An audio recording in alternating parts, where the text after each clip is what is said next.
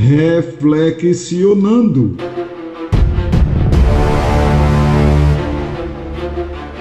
O ecumenismo.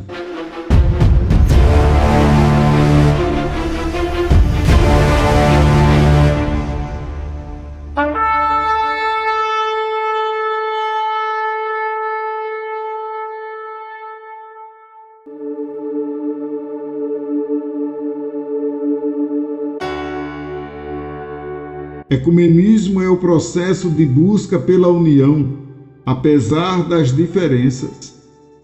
Num sentido mais restrito, emprega-se o termo para os esforços em favor da unidade entre igrejas cristãs. Num sentido lato, pode designar a busca da unidade entre as religiões.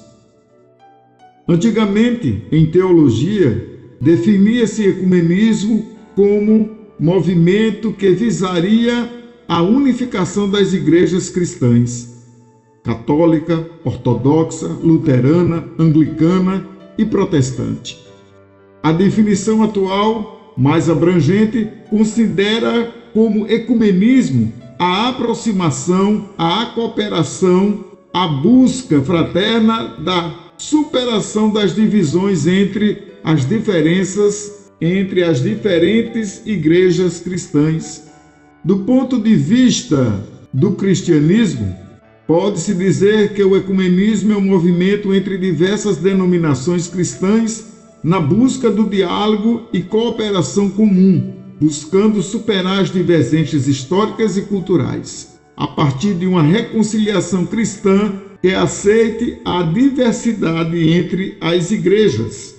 Segundo a Igreja Evangélica de Confissão Luterana no Brasil, o termo ecumênico quer representar que a Igreja de Cristo vai além das diferenças geográficas, culturais e políticas entre diversas igrejas. Nos ambientes cristãos, a relação com outras religiões costuma se denominar diálogo interreligioso.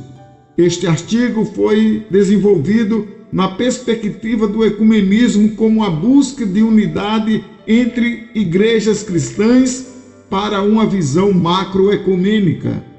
O ecumenismo é um ramo religioso importantíssimo no processo de instalação da nova ordem mundial que fomenta um só governo, uma só moeda e, claro, uma única religião, visando com isso um controle coeso da população mundial. Essa instrumentalização arrola a economia mundial, políticos, líderes religiosos e as forças armadas que estará coagindo a humanidade a um rigoroso controle religioso, filosófico, pedagógico, laboral e científico. Os direitos humanos serão cerceados para a unificação do poder em um único líder mundial, que também controlará a natalidade para evitar a escassez do fornecimento de alimento e H2O. A colisão das religiões será inevitável. As muralhas religiosas terão o mesmo destino do Muro de Berlim e prestarão culto e adoração a um único Deus, que reunirá a população do mundo inteiro em torno de si. O livro da capa preta, a Bíblia, essa que conhecemos, será banida deste planeta. Passará por uma reedição cultural, geográfica e espiritual esdrúxula. Textos que tratam da sexualidade, da identidade de gênero e da matriz familiar serão banidos, excluídos totalmente. Sutilmente, algumas igrejas já estão ecumenicamente unidas em busca de uma solidificação teológica, doutrinária e espiritual, que estará convergindo aos anseios destas instituições tudo o que está acontecendo sob o lastro político-social. Entretanto, o que diz a Bíblia Sagrada? O povo de Deus é um povo separado dos demais. O povo de Deus é um povo de propriedade exclusiva de Deus. E Deus, quando estabelece seu povo, quando reúne e cria sua nação, Deus dá uma ordem: não se misturem, não aprendam os costumes dos povos pagãos, dos povos nórdicos, dos povos dos países da Escandinávia. A ordem de Deus para o seu povo é não se misturar. Para não se misturarem com essas nações que ainda vivem entre vocês. Não pronunciareis o nome dos seus deuses, nem jureis por eles. Não os adorareis, nem se inclinareis diante deles. Essa instrução é uma exigência contínua de Deus para o seu povo, para que permaneça separado de outras nações, evitando idolatria e costumes inúteis. O povo de Deus é uma expressão que se refere tanto a Israel bíblico quanto aos cristãos de todos os tempos. Este povo é caracterizado por sua separação espiritual e consagração, que é um chamado à santidade e à obediência a Deus.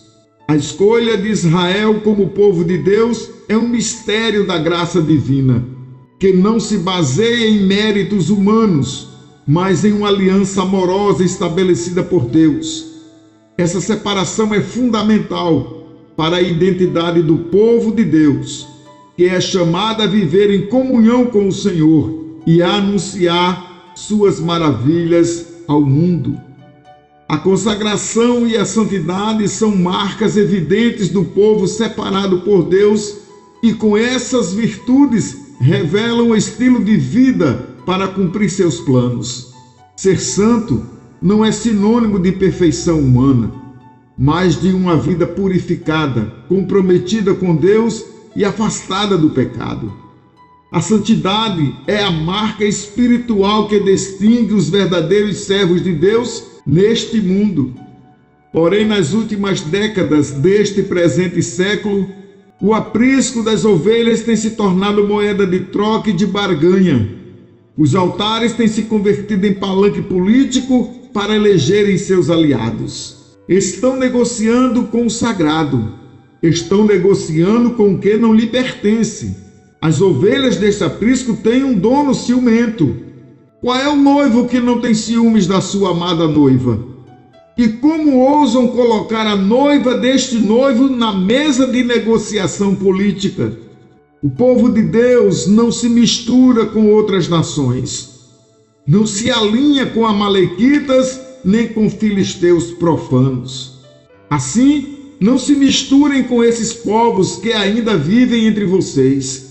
Também não falem os nomes dos seus deuses, nem jurem por eles. Não os adorem, nem se curvem diante deles. Mas na atual conjuntura, os povos são outros, talvez remanescentes daqueles de outrora. Os deuses também são outros, porém os costumes são os mesmos de antigamente. O apóstolo Paulo certa vez perguntou: que comunhão tem a luz com as trevas? Não vos prendais a um jugo desigual com os infiéis. Porque que sociedade tem a justiça com a injustiça? E que comunhão há entre Cristo e Belial? Ou que parte tem o fiel com o infiel? E que concordância tem o templo de Deus com os ídolos? Porque vós sois templos do Deus vivo. Como Deus disse: neles habitarei, e entre eles andarei, e eu serei seu Deus, e eles serão o meu povo. Por isso, saiam do meio deles, e apartai-vos, diz o Senhor, e não toqueis nada imundo, e eu vos receberei, e eu serei para vós pai, e vós sereis para mim filhos e filhas, diz o Senhor Todo-Poderoso. Em Apocalipse, capítulo 18, versículo 4 ao 7, diz assim: e ouvi outra voz do céu que dizia: sai dela, povo meu, para que não sejais participantes dos seus pecados e para que não incorrais nas suas pragas, porque já os seus pecados se acumularam até o céu, e Deus se lembrou das iniquidades dela. Tornai-lhe a dar como ela vos tem dado, e retribui-lhe em dobro conforme as suas obras. No cálice em que vos deu a beber, dai a ela em dobro. Quanto ela se glorificou e em delícias esteve, dá-lhe outro tanto de tormento e pranto. Diz em seu coração: estou assentada como rainha, e não sou viúva, e não verei o pranto. Sai dela, povo meu! Sai dela, povo meu!